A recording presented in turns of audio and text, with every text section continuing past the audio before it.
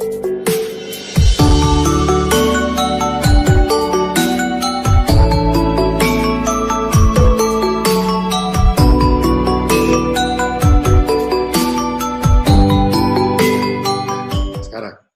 ini tadi adalah teori, secara teori apa yang terjadi secara teoritis di game teorinya.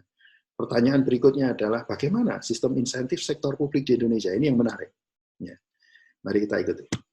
Nah, ada satu kesalahan key performance indicator yang kita miliki, yaitu adalah apa yang disebut dengan dari sejak tahun zamannya Orde Baru sampai sekarang ini masih ada saja yang mengedepankan masalah penyerapan anggaran. Nah, ini menurut saya ini salah, indikator yang salah. Kenapa? Karena ini adalah kesalahan fatal sebenarnya. Dan cuma masalahnya itu masih berlaku di kementerian lembaga, terutama di daerah-daerah. Nah, masalahnya ada apa sih? Pertanyaannya begini. Ketika anggaran itu diserap, kemudian dijadikan indikator, itu artinya apa? Ada asumsi dasar yang harus dipenuhi. Bahwa usaha atau program yang didanai, itu pasti menghasilkan outcome yang positif, yang bagus. Artinya kalau dilihat dari benefit cost ratio, itu harusnya benefitnya lebih tinggi daripada cost-nya untuk melakukan program itu. Ini pertanyaan saya adalah, apakah sudah pernah diuji? Apakah kita tahu kalau kita punya program itu pasti berhasil? Enggak, ya, enggak, tidak seperti itu. Program itu harus dibuat pilot project-nya dulu, lalu kemudian diukur dengan menggunakan impact evaluation, misalkan untuk melihat apakah sebenarnya dampaknya itu lebih tinggi daripada nilai manfaatnya, lebih tinggi daripada biayanya. Nah, ini harus dilakukan. Tapi kalau kita lihat di Indonesia, mana ada yang seperti itu? Kalaupun ada, itu adalah yang sebagian besar dilakukan oleh rekan-rekan di TNP 2K kaitannya dengan penanggulangan kemiskinan. Tapi di luar itu, sebagian besar tidak menggunakan impact evaluation untuk menentukan. Nah, ini jadi masalah. Jadi asumsi tadi belum tentu jalan. Ya, asumsi tadi belum tentu hold. Bahwa kalau kemudian penyerapannya hebat, pasti nanti dampaknya bagus loh. Iya, itu kalau kemudian kita bisa tentukan bahwa suatu program itu pasti berhasil. Faktanya di lapangan, tidak semua program itu berhasil. Artinya, manfaat yang dibuat oleh program belum tentu melebihi biaya. Bisa jadi lebih rendah. Bisa jadi terbalik, yaitu adalah manfaatnya lebih rendah daripada biaya yang harus dikeluarkan. Terjadi itu, terjadi. Nah, ini permasalahan kita. Yang kedua adalah permasalahan kita. Penyerapan itu awalnya adalah penyerapan anggaran. Anggaran itu apa? Anggaran itu input. Ya, tapi untuk bisa menyerap input, itu harus melakukan suatu kegiatan. Nah, kegiatannya ini adalah dianggap ini output, katakanlah. Ya. Tapi ini jadi lucu kemudian. Karena kemudian mengapa yang dilihat bukan outputnya, tetapi yang dilihat itu adalah inputnya. Lah input dipakai sebagai indikator itu gimana sih? Jadi pertanyaan saya adalah, kalau kita punya 2.000 triliun diserap, so what? Hebat gitu? Kesejahteraan masyarakat naik, gitu? Pengangguran turun, gitu? Ada yang bisa mengatakan bahwa kemudian kita menghabiskan 2.000 triliun per tahun, kemudian dampaknya apa? Nggak ada yang bisa menjelaskan itu. Kenapa? Karena di Indonesia belum menggunakan evidence-based policy secara optimal. Belum menggunakan tadi impact evaluation secara optimum, sehingga tidak bisa mengukur pemerintah. Kalau kita habis 2.000 triliun, itu dampaknya apa terhadap perekonomian? Bagaimana terhadap kesejahteraan? Kita bicara kesejahteraan, kita bicara pengangguran, masalah pengurangan stunting, dan lain sebagainya. Itu adalah outcome. Ya, itu adalah outcome. Oke. Nah, mari kita lihat lebih dalam lagi. Ya. Ini adalah salah satu sistem di tempat kita yang sebenarnya juga kurang tepat. Ya. Itu adalah rasionalitas bisnis sama rasionalitas ASN itu beda. Kalau rasionalitas bisnis, Anda mau masuk ke dalam pasar, keluar dari pasar, selalu ada sunk cost. ASN itu enggak.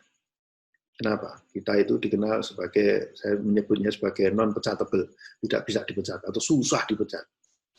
Boleh masuk, bisa masuk, iya. Ada sangkos, ada apa ujian macam-macam ya, ada ujian macam. Tidak harus dalam bentuk uang, tapi begitu masuk itu tidak bisa dipecat. Lu haknya digaji sampai apa? Kalau yang bersangkutan menikah, itu adalah sampai yang bersangkutan wafat dan kemudian istrinya juga wafat sebelum istrinya, selama istrinya tidak nikah dengan orang lain. Itu haknya. Jadi ini jadi masalah kemudian. Jadi ketika Anda punya pekerjaan tapi kemudian Anda tidak susah untuk dipecat, apa yang terjadi? Ya pasti moral hazard. Ya, pasti moral hazard. Karena ini disebut dengan riskless prospect. Jadi jangan heran kalau kemudian muncul banyak isu-isu yang kemudian berkembang, oh kalau mau jadi pegawai ini harus bayar sekian dan lain sebagainya. Lah, kenapa? Karena kita berurusan dengan tadi prospek yang sifatnya riskless. Jadi bisa masuk, setelah masuk itu sudah hak semua di situ. Tapi coba bayangkan kita ubah sedikit itu seperti bisnis tadi bagaimana? Orang boleh masuk, iya boleh masuk, tapi mudah dipecat. Atau orang susah masuk karena tesnya banyak, gitu. Tapi mudah dipecat, itu probability untuk dipecat itu tinggi. Kira-kira akan ada orang yang mengatakan saya bisa bantu untuk masuk ke ASN dan lain sebagainya. Enggak ada. Calo-calo itu enggak akan ada. Kenapa? Karena Anda akan mengatakan, ngapain sampai saya bayar Anda? Saya itu enggak tahu nanti ketika masuk itu masih kemungkinan dipecat atau tidak. Ya. Ini loh. Jadi ini sistemnya. Ya. Kemudian ini yang terjadi di berbagai kita punya sektor di sektor di sektor publik itu ada 3 sistem penggajian yang berbeda. Ini aneh sebenarnya, ya, sangat aneh. Kenapa? Karena di negara-negara maju, ya, di negara-negara maju itu tidak terjadi. Di negara-negara OECD misalkan, di negara-negara OECD itu sistem penggajian apakah Anda bekerja di sektor publik ataukah Anda bekerja di sektor swasta, itu semuanya sama, yaitu apa? Single salary system. Single salary system itu apa? Jadi Anda akan mendapatkan gaji ya dalam 1 bulan itu cuma sekali. Kalau di Australia itu dua kali karena dia bayarannya gajiannya tiap 2 minggu gitu. Tapi ya sudah hanya itu. Kalau ada rapat, ada kunjungan dan lain sebagainya, nggak akan ada tambahan lagi. Kalau Anda diminta jadi pembicara, tidak ada tambahan lagi. Ya sudah, itulah gajinya. Tapi gaji itu mencukupi, manusiawi dan mencukupi. Oke. Nah, di Indonesia bagaimana? Tidak seperti itu. Yang terjadi adalah kita punya 3 sistem yang berbeda meskipun di sektor publik aja. Belum nanti ada sektor swasta juga ya. Nah, jadi kalau di sektor ini jadi menjadi lucu kemudian. Ya, kalau kita lihat logikanya itu jadi lucu. Jadi misalkan di kementerian dan lembaga yang menggunakan KPI-nya itu adalah penyerapan anggaran. Sistem penggajiannya bagaimana? Kalau kita mau jujur, itu adalah tidak rasional dan tidak manusiawi.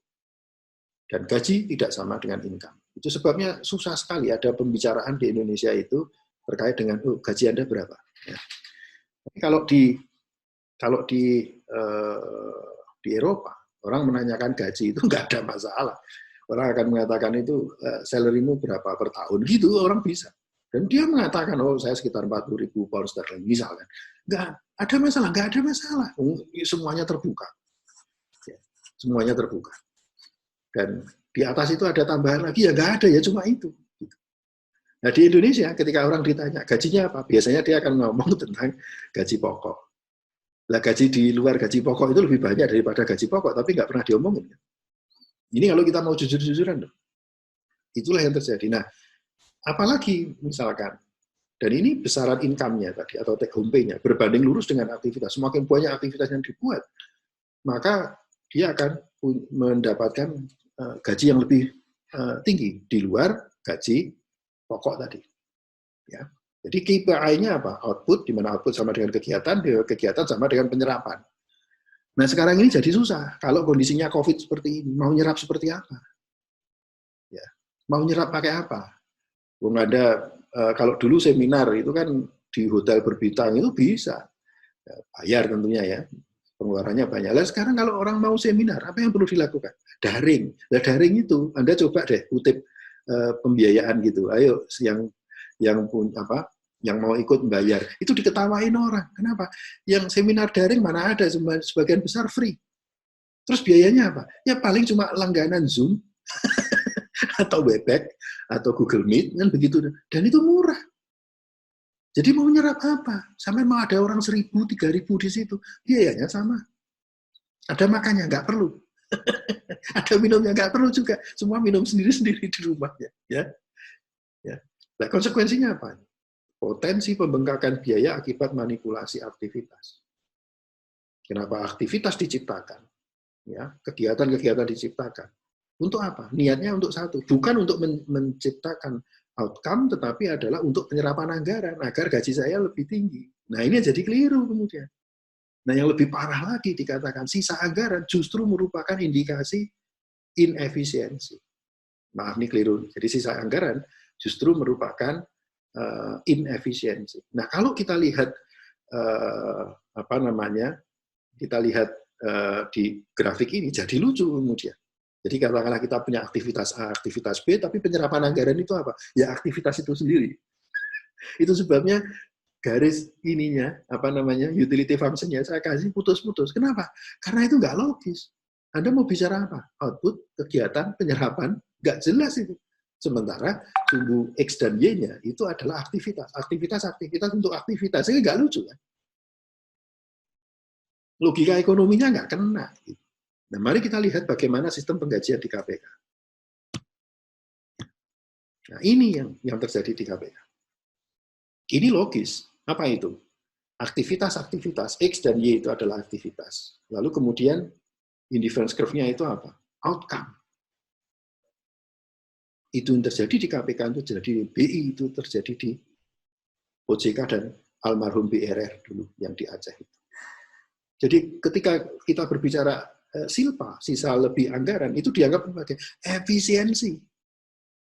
Tapi kalau pendekatannya adalah KPI-nya itu adalah penyerapan anggaran, kalau Anda tidak bisa menyerap, itu justru tahun depan, itu anggaran Anda dipotong. Loh, ini gimana sih? Jadi lucu ini. Masa sih bisa kayak begitu? Gitu. Logikanya di mana gitu? Nah, mari lihat sistem penggajian di KPK. Itu manusiawi. Besaran gaji tidak dikaitkan dengan aktivitas. Gaji sama dengan income karena single salary system. Promosi atau degradasi posisi terkait dengan capaian KPI. KPI menciptakan outcome measures, bukan output, bukan penyerapan anggaran. Konsekuensinya apa? Potensi pembengkakan biaya akibat manipulasi aktivitas minimum. Ya nggak ada gunanya. Untuk apa? Nggak bisa kok. Jadi dari dulu itu biasanya penyerapan di KPK berapa? 60%.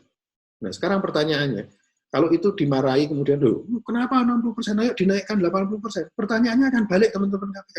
Loh Pak, terus apa yang harus kami lakukan? Karena nyerap anggaran nggak bisa dia.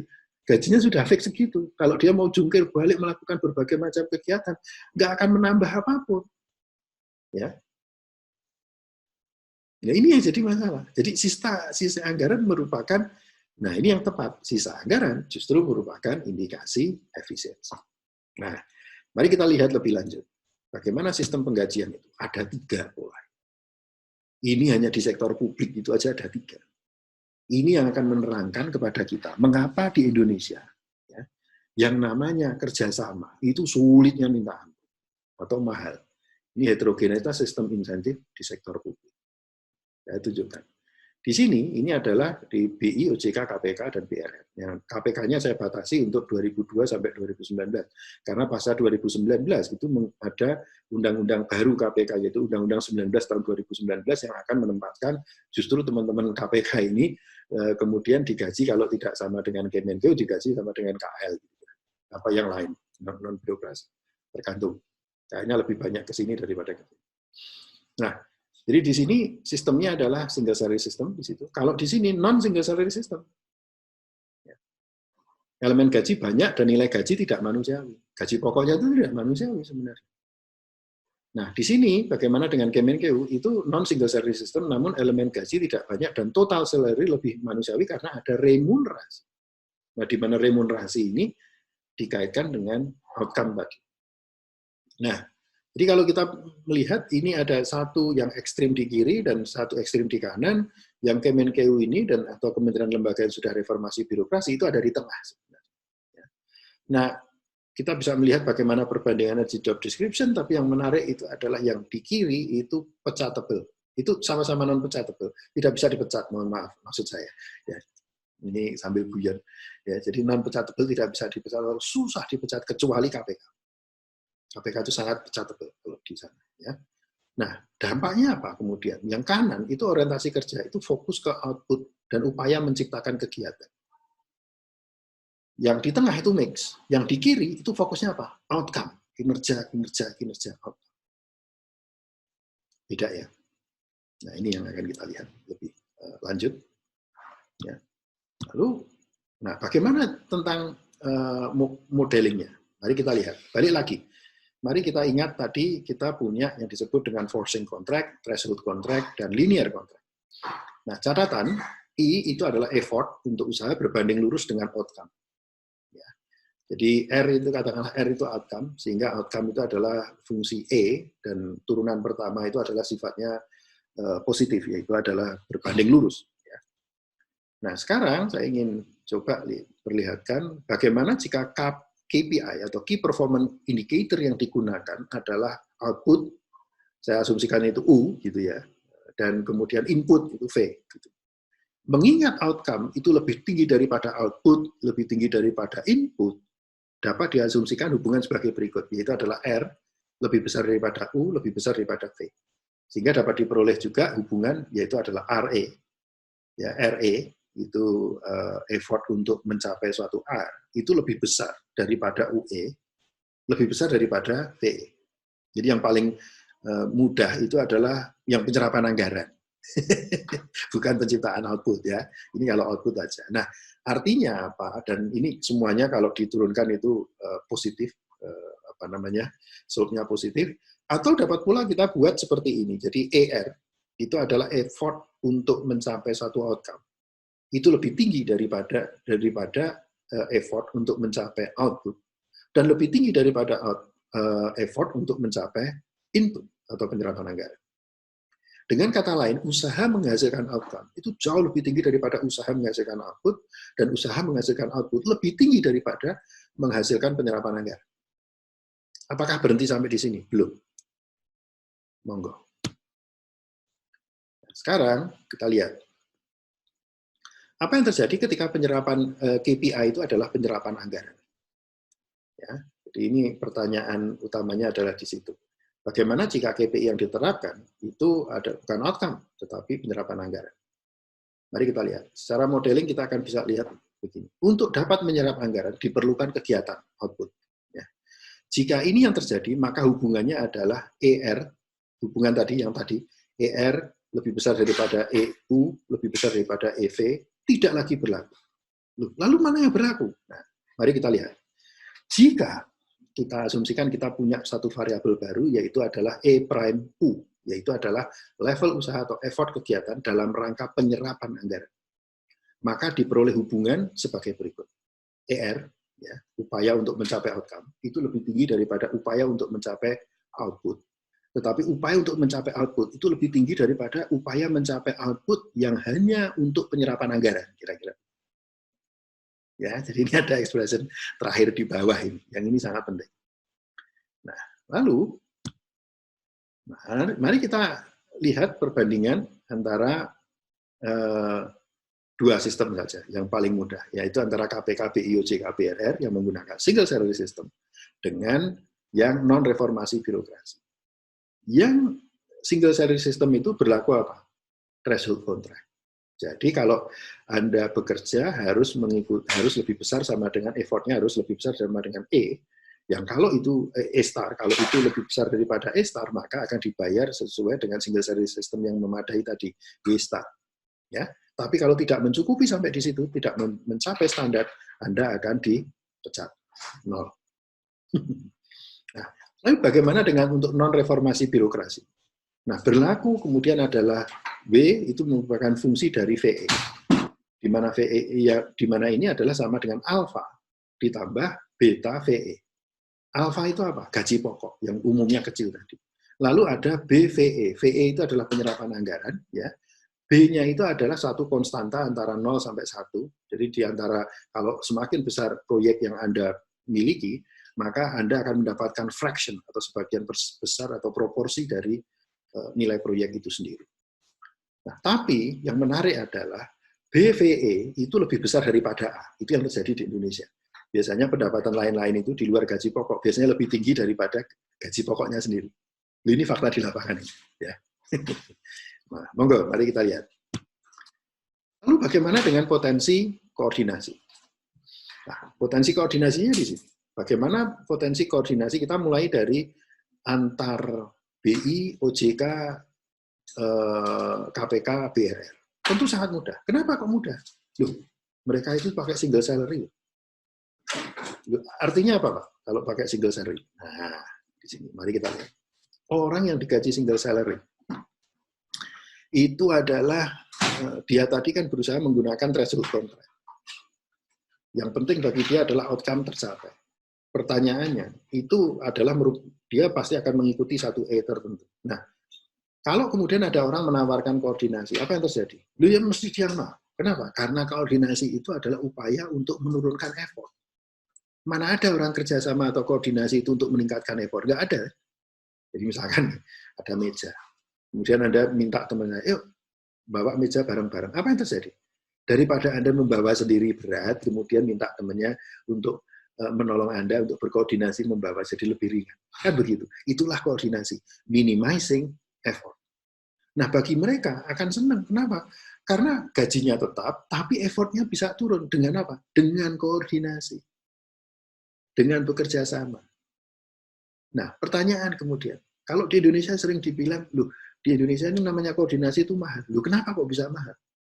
Simple, karena sistem penggajiannya, sistem insentifnya, itu tidak mendorong orang untuk melakukan kerjasama. Kenapa? Karena KPI-nya penyerapan anggaran tadi, dan yang lebih buruk adalah ketika penyerapan anggaran itu semakin banyak Anda serap, itu take home pay Anda itu meningkat. Ini yang jadi masalah. Ya, sehingga kalau dari 4 lembaga ini, karena mereka menggunakan sama-sama menggunakan single salary system, itu akan mudah sekali berkoordinasi. Oke, apa berikutnya? Nah, mari kita lihat. Ya. Ini yang kita lihat. Jadi bagaimana potensi koordinasi antar lembaga yang fokus pada penyerapan anggaran saja. Kalau dia penyerapan anggaran seperti ini akan susah. Kenapa? Karena dia akan rebutan. Rebutan apa? Rebutan usaha tadi. Kenapa rebutan usaha atau rebutan kegiatan? Karena dengan rebutan kegiatan dia akan mendapatkan penyerapan anggaran, dan penyerapan anggaran meningkatkan take home pay-nya dia. Jadi ini akan susah untuk kemudian bekerja sama, karena bekerja sama itu artinya menurunkan effort dan menurunkan kegiatan, artinya menurunkan penyerapan anggaran, dan pada akhirnya menurunkan take home pay dia. Mungkinkah kemudian orang akan melakukan koordinasi? Ya enggak, itulah yang terjadi di Indonesia. Itulah yang membuat kemudian koordinasi itu mahal di Indonesia. Yang terakhir, kita melihat bagaimana antara koordinasi dari keempat lembaga tadi yang single salary system dengan lembaga yang belum menggunakan single salary system. Tetap sulit. Kenapa? Karena yang tidak mendapatkan single salary system pasti akan mencari-cari aktivitas. Sementara yang keempat lembaga tadi fokusnya pada apa? Outcome, outcome, outcome. Balik lagi, ini yang jadi masalah. Ya. Nah, lalu pertanyaannya, ada satu proses yang sebenarnya menarik di Indonesia ini. Jadi antara reformasi birokrasi yang dilakukan oleh Kemenkeu dan KPK itu hampir berada di zaman yang sama dengan presiden yang sama. Apa yang membedakan? Lah kok bisa? Kemenkeu tidak bisa single salary system, sementara KPK single salary system. Waktu itu Kemenkeu dari Bu Sri Mulyani memulai dari bawah. Tapi kemudian KPK itu melewati Pak Presiden SBY ketika itu mulai dari atas. Hasilnya beda. Kenapa? Karena Bu Sri Mulyani kemudian harus mengikuti aturan dari kementerian lembaga lain, sementara kalau yang KPK itu karena dulu langsung melalui Pak SBY tentunya berbeda ya. Kalau Presiden kemudian menyepakati undang-undangnya adalah menggunakan single salary system, selesai masalah di sini. Nah, ini yang membedakan. Kemudian, nah itulah yang terjadi di Indonesia. Jadi terima kasih rekan-rekan sekalian, kita bisa melihat bagaimana kondisi sistem penggajian itu berpengaruh ternyata terhadap keinginan untuk berkoordinasi atau kinerja koordinasi yang terjadi di Indonesia. Semoga ke depan kita akan menjadi lebih baik dengan cara unifikasi seluruh sistem penggajian, baik itu di sektor publik ataupun juga di sektor swasta, itu dengan menggunakan single salary system yang rasional dan manusiawi. Terima kasih atas perhatian dari Anda semua. Saya akhiri. Wassalamualaikum warahmatullahi wabarakatuh.